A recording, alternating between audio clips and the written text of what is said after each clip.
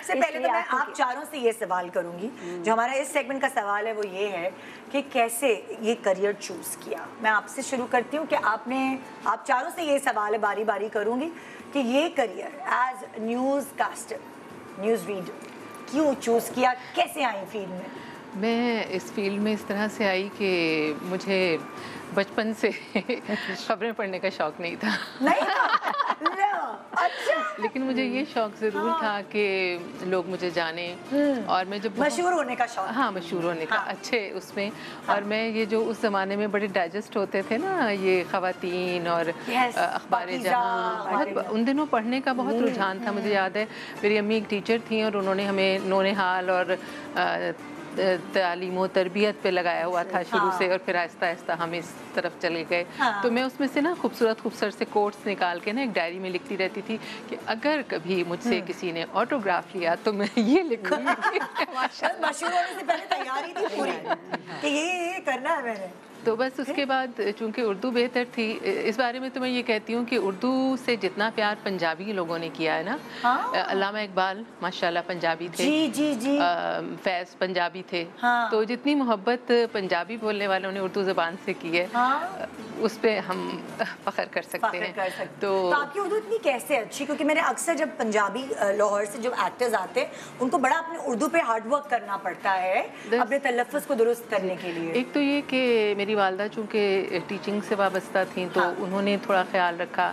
پھر میری امی جو ہیں وہ شملہ اور دہلی میں میرے نانا رہے، وہ ریلوے میں ملازمت کرتے تھے، لیکن آپس میں سب غصے میں جب آ جاتے تھے تو پنجابی میں.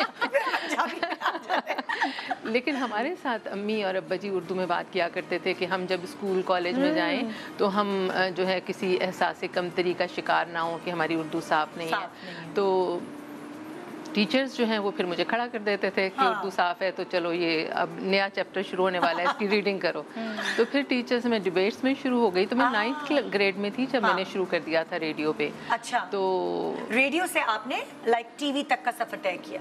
جی، میں نیوز پہلے میں نے ٹی وی میں پڑھی. پہلے نیوز ٹی وی میں پڑھی. مجھے کیسے آپ کو کیسے موقع ملا؟ وہاں تو بڑا مشکل ہوتا تھا ایک طرح سے. بہت زیادہ.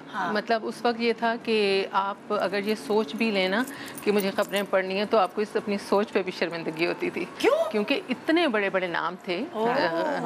سمجھ سکتی ہیں غزالہ، سریا شہاب تھیں اس وقت، اظہر لودھی، عبدالسلام، خالد حمید تھے. تو بہت بڑے بڑے نام تھے.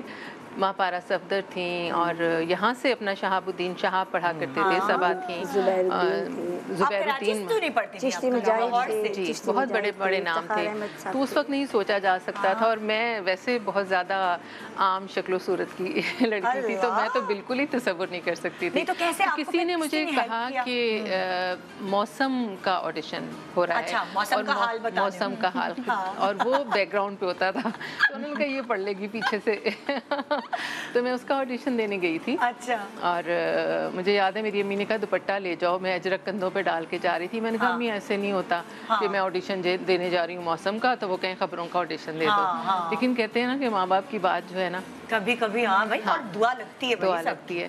تو میں گئی اور میں نے جب ان کو پڑھ کے دیا موسم تو وہاں پہ جو پروڈیوسر تھے انہوں نے مجھے خبر نامے کا پکڑا دیا. انہوں نے کہا آپ اس کا آڈیشن دیں. آپ کی فلوئنگ تھی نا بہت، سافٹنس ایک آپ کی آواز. بس پھر میں نے آڈیشن دیا اسی دن، اور ویری نیکسٹ ڈے انہوں نے مجھے کہا کہ آپ اپروو ہو گئی ہیں، آپ ٹیلی پرومپٹر کی ریہرسل کے لیے آ جائیں.